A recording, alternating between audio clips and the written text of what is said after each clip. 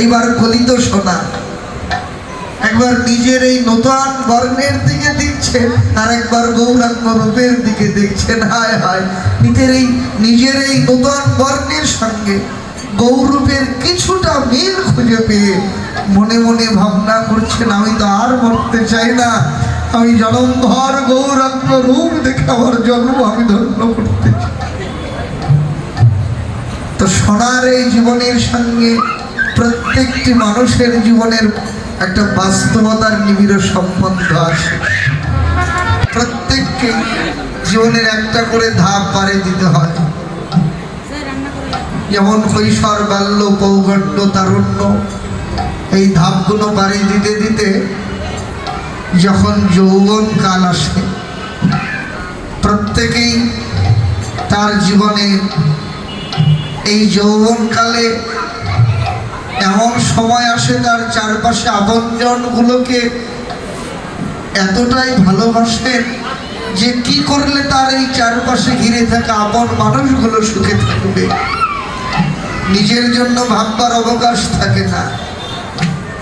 কি করলে আপন মানুষগুলো সুখে থাকবে, কোথায় গেলে প্রিয়জনগুলোকে একটু আনন্দ দিতে পারবে, প্রতিনিয়ত এই ভাবনায় ব্যাকুল। ওই লোকটা যখন আপনজনকে চাওয়ার আগেই সব এনে দিতে পারেন, ওই মানুষটার তখন সংসারের আর 10 জনের কাছে সোনার মতো অনেক মূল্য থাকে। যখন দিতে পারে তখন সোনার মতো তার বহু মূল্য। কিন্তু এই মানুষটার জীবনে যেদিন পার্থক্য নেমে আসে, একদিন তার কর্মক্ষমতা হারিয়ে যায়, দেহের ইন্দ্রিয়গুলো শিথিল হয়, আপনজনেরা তার কাছে আশা করলেও সেদিন আর কাউকে কিছু দেবার মতো তার ক্ষমতা থাকে না। যখন এই পরিণতিগ্রস্ত হয় তখন সংসারের আর 10 জনের কাছে ওই মানুষটার আর কোনো মূল্য থাকে না, আর কোনো মূল্য থাকে না। সেদিন দুদিন আগে যে ছিল বাড়ি, সত্যি ওই লোকটার আপনজনের একটু সেবার প্রয়োজন হয়, হাজার ডাকলেও সেদিন আর কোনো আপনজনগুলো তার কাছে ফিরেও তাকায় না। যদিও ডাক সহ্য করতে না পেরে 2-1 জন আসে, সেবার মনোভাব তো থাকে না, বরং কটু বাক্যে কুব্যবহারে তার অন্তর ক্ষত বিক্ষত করে দিয়ে চলে যায়। সেদিন ওই মানুষটার অন্তরে সোনার মতোই অনুতাপের আগুন দাউ দাউ করে জ্বলতে থাকে। কি অনুতাপের আগুন জ্বলে? যাদের জন্য জীবনের সব হারালাম। গোবিন্দ দাসের ভাষায় শীত আতব বাত বরিখন এদিন জামিনী জাগিরে বিফলে সেবিন কৃপণ দুরজন সকল সুখলব লাগিরে। শীত নেই, গ্রীষ্ম নেই, দিন নেই, রাত নেই, নাওয়া নেই, খাওয়া নেই, যাদের সুখের জন্য জীবনের সব হারালাম, জীবনের এই শেষ বেলায় এসে অনুভব করছে এরা শুধু দুর্কৃপণই নয়, এরা বড় দুর্চর। শুধু কৃপণ বললে ভুল হবে, এরা বড় দুর্চর। আজ আমার অনুভব হচ্ছে, প্রভু, যাদের জন্য সব হারিয়েছি তাদের কাছে আমার এই পরিণাম, কিন্তু তোমার জন্য তো কোনোদিন কিছু করিনি গো। এত তোমার দয়া, এত তোমার করুণা। রবীন্দ্রনাথের ভাষায় যা চেয়েছি তাই পেয়েছি, যা চাইনি তাও তুচ্ছ বলে, যা চাইনি তাই বলে দাও। প্রভু, এতদিন তোমার কাছে যা চেয়েছি তুমি এতই দয়াময়, এত করুণাময়, সব উজাড় করে দিয়েছো। শুধু চাইলে দিয়েছো তা নয়, না চাইতেও কত কিছু তুমি দিয়ে রেখেছো। এতই তোমার দয়া। এতদিন তোমার কাছে শুধু সুখ সুখ করে হাবিত্তেশ করে বলেছি, শুধু জীবনের সুখের পেছনে ছুটে বেরিয়েছি, দুঃখকে তুচ্ছ করে দূরে ঠেলে দিয়েছি জীবন থেকে। কিন্তু জীবনের শেষ বেলায় অনুভব করতে পারলাম যে দুঃখকে এতদিন তুচ্ছ বলে সরিয়ে দিয়েছে, সেই দুঃখ না পেলে তো তোমাকে মনে পড়ে না। তাই তোমার কাছে নিবেদন, তুমি আমাকে দুঃখ দাও,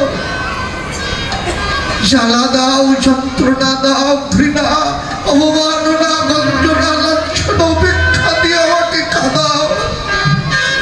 কাঁদিয়ে কাঁদিয়ে আমার অন্তরকে ক্ষত বিক্ষত করে দাও। তবুও যেন তোমার নাম করতে অনুভব হচ্ছে যে এত তুমি করেছ আমার জন্য, আমি তো তোমার জন্য কিছু করিনি গো। তুমি তো বেশি কিছু চাওনি। নিজের মুখে বলেছ কেউ যদি এক গুণ্ডুর জল আর একটি তুলসী পাতা আমায় ভক্তি ভরে নিবেদন করে, আমি তাতেই সন্তুষ্ট হই। কিন্তু আমি এমন অকৃতজ্ঞ যে তুলসীর পাতা সংগ্রহ করতে অর্থের প্রয়োজন হয় না, তোমার মাটিতে ফলে। আমি ভুল করেও সেই তুলসী তোমার চরণে নিবেদন করি না। আজ বড় লোভ হচ্ছে অন্তরে, কিন্তু অন্তরে লোভ জাগলে কি হবে গো? সব তো হারিয়ে গেছে আমার। চক্ষু, কর্ণ, জিহ্বা, নাসিকা, ত্বক, হস্ত, পদ সব জবাব দিয়ে দিয়েছ, আমাকে দিয়ে কত কিছু দেখিয়েছ, কিন্তু যে দৃশ্য দেখলে আমি আনন্দ পেতাম, ভুল করেও ভগবানের প্রেমময় মূর্তি আমাকে দিল। আজ কর্ণবধির হয়েছে, শুনতে পাই না, কিন্তু একদিন শুনতে পেয়েছি। কর্ণ জবাব দিয়েছে, আমাকে দিয়ে কত কিছু শুনিয়েছ, যা শোনবার দাও, যা শোনবার পায় দাও। কিন্তু ভুল করেও কখনোই ভগবানের লীলা কথা, হরি কথা, ভাগবতীয় কথা আমাকে দিয়ে শোনালে না। নাসিকা জবাব দিয়ে দেয়, আমাকে দিয়ে কত কিছুর গান গ্রহণ করেছ, ভুল করেও ভগবানের আরতি ধূপ দ্বীপের গন্ধ আমাকে দিয়ে দিলে না। হস্ত জবাব দেয়, আমাকে দিয়ে কত কর্ম করালে, কিন্তু ভুলেও দুটো তুলসী দল চত্বরে চর্চিত করে ভগবানের চরণে নিবেদন করলে। আজ মন চাইলেও আমি তোমার জন্য কিছু করতে পারছি না। সব গেছে আমার, চক্ষু অন্ধ, কর্ণবধির, সব অঙ্গ শিথিল। আর তোমার চরণে দুটো তুলসী দেব সে ক্ষমতা নাই। স্বাদ আছে কিন্তু আজ আমার সাধ্য হারিয়ে ফেলেছে। সব গেছে, এই তুচ্ছ প্রাণটুকু শুধু আমার বাকি আছে। এই প্রাণটুকু রেখে আমার কি হবে? দুর্লভ ধরনের তুচ্ছতম প্রাণ, দুর্লভ এই ধরনের ন্যস্তম প্রাণ, সব গেছে, শুধু এই প্রাণটুকু রেখে আর কি হবে? সোনার মতো অনুতাপের আগুন দাও দাও করে জ্বলে, আমি আর প্রাণে বাঁচতে চাই না, প্রাণ ত্যাগ করব।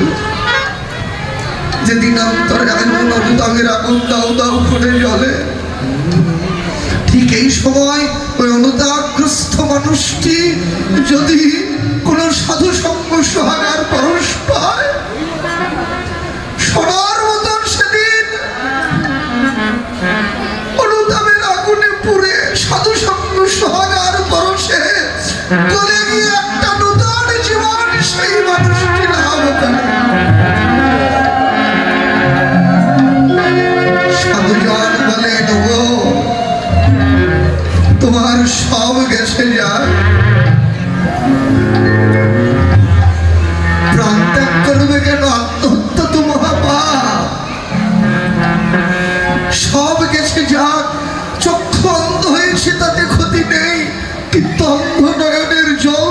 চোখ ফুরিয়ে যায়। এখন অন্ধ নয়নি যখন জল ঝরে কাঁদো।